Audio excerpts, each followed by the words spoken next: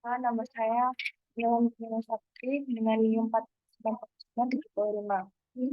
Di sini saya akan mempresentasikan mengenai corak epistemologi barat pada abad pertengahan.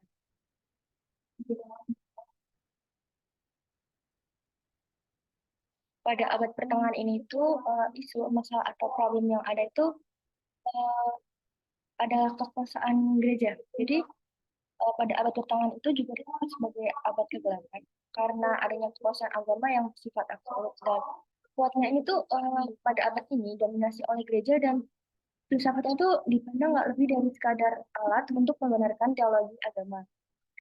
Gereja ini tuh dipandang membelenggu kehidupan manusia dan agama Kristen ini mengajarkan bahwa itu Allah yang merupakan kebenaran yang sejati. Pada abad pertengahan ini perkembangan alam pikiran di Barat di abad pertengahan ini terkembang oleh keharusan untuk disesuaikan dengan ajaran agama, disesuaikan dengan doktrin gereja. Nah, semua pemikirannya itu harus disesuaikan dengan seluruh ajaran Kristiani. Itu selanjutnya coraknya. Pada abad pertengahan itu corak epistemologinya itu bersifat teologis, corak filsafatnya. Dan cara berpikirnya itu dipimpin oleh gereja. Filsafatnya itu ada dalam lingkaran ajaran Kristus dan berfilsafat dengan bantuan Agustinus dan yang khusus lainnya. Filsafat pada abad pertengahan itu di Barat dibagi menjadi dua periode, yaitu patristik dan skolastik.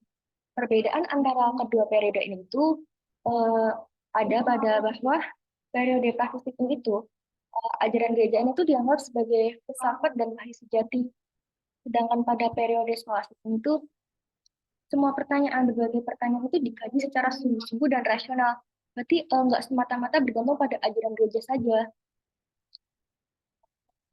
Pada periode patristik Patris ini kan berasal dari bahasa Latin patres yang menunjuk kepada bapak-bapak gereja atau pemimpinnya gereja, berarti pemimpinnya jenderal.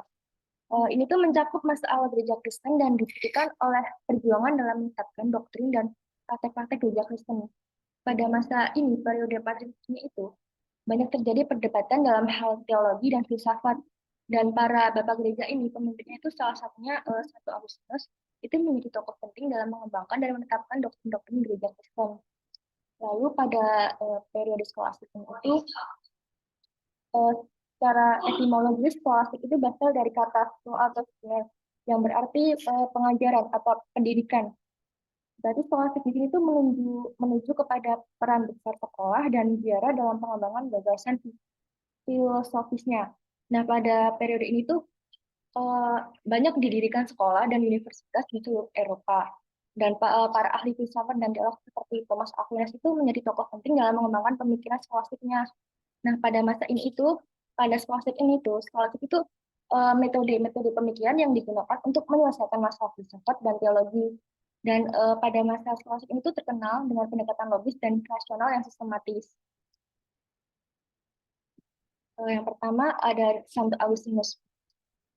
Santo Agustinus itu seorang teolog dan filsuf Kristen dari Afrika Utara. Ia menjadi salah satu tokoh yang paling berpengaruh dalam sejarah Kristen. Agustinus itu dikenal karena kontribusinya dalam bidang teolog dan filsafat, khususnya tentang konsep dosa, keselamatan, kehendak bebas, dan hubungan antara iman dan akal. Ia juga dianggap sebagai seorang santo dan dokter gereja oleh Gereja Katolik Roma. Nah, Agustinus ini menolak paham skeptisisme karena menurutnya skeptisisme ini melakukan kemampuan akal budi manusia. Menurutnya manusia nggak dapat mengetahui segala sesuatu atau realitas yang ada karena skeptisisme ini memosisikan manusia itu dalam keraguan tentang sesuatu. Berarti kayak manusia meragukan kepastian akan segala sesuatu. Nah, Agustinus ini menyatakan bahwa pengetahuan yang benar itu hanya bersumber pada Tuhan. Nah, iluminasi Agustinus ini dianggap sebagai pengaruh ilahi yang akan menghasilkan pengetahuan yang benar dan pasti pada manusia. Akal budi manusia ini dapat mengadakan hubungan dengan sesuatu kenyataan yang lebih baik untuk mencapai kebenaran serta kepastian yang sempurna. Nah, Agustinus itu meyakinkan bahwa dalam manusia itu ada dasar pengetahuannya. Pengetahuan manusia ini kan terbatas dan subjektif. Karena manusia itu selalu terbatas dalam kemampuannya dan pandangannya. Oleh karena itu, menurutnya, pengetahuan manusia itu selalu dibatasi oleh pengalaman hidup mereka dan pengetahuan yang mereka punya. Nah, berarti itu pengetahuannya itu akan selalu terbatas dan enggak lengkap. Nah, dalam epistemologinya itu, Agustinus itu pengetahuan yang sejati itu menurutnya adalah hanya yang bisa didapat dengan memahami kebenaran yang diberikan oleh Tuhan melalui wahyu. Nah, dalam hal ini pengetahuan manusia itu harus selalu didasarkan pada pengalaman rohani dan pengetahuannya tentang Tuhan. Nah, berarti secara keseluruhan, epistemologi yang Agustinus itu sangat dipengaruhi oleh pandangan teologisnya yang kuat dan keyakinannya akan adanya kebenaran absolut yang hanya dapat dicapai melalui wahyu Tuhan. Lalu, yang kedua ada Aquinas. Thomas Aquinas itu adalah seorang filsuf dan teolog yang memiliki peran penting dalam filsafat abad pertengahan.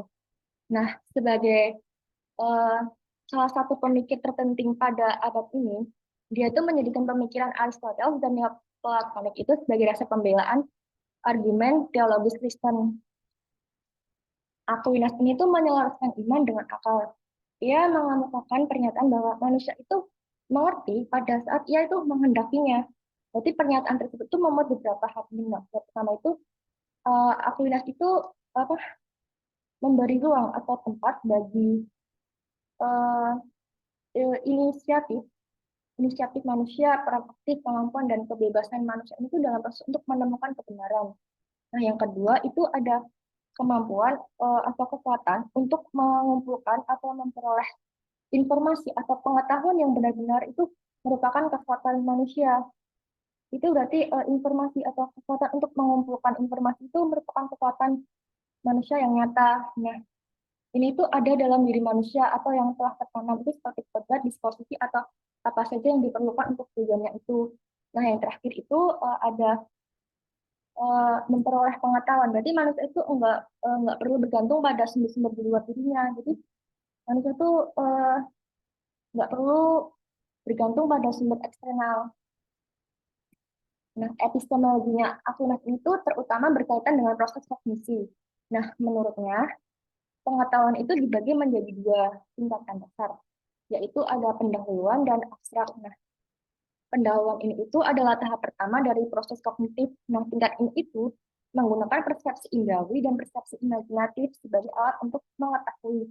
Nah, langkah itu hanya bisa dilakukan oleh manusia karena langkah ini membutuhkan pemikiran yang logis, berarti binatang, hewan itu nggak bisa. Nah, tahap keduanya itu adalah hasil. Nah, hasil klasifikasi ini ditugaskan atau ditugaskan untuk objek yang dirasakan oleh indera. Berarti dengan demikian itu, ketika indera kembali menangkap objek yang telah melampaui tahap abstrak, maka akal manusia, rasio manusia itu akan mengklasifikasikan penampakan objek tersebut ke dalam kategori yang mereka terima sebelumnya. Nah, ini tuh ada yang disebut intelektual aktif. Nah, intelektual aktif itu ketika dapat mengungkap kategori-kategori yang diterima dunia melalui indera manusia. Demikian presentasi dari saya.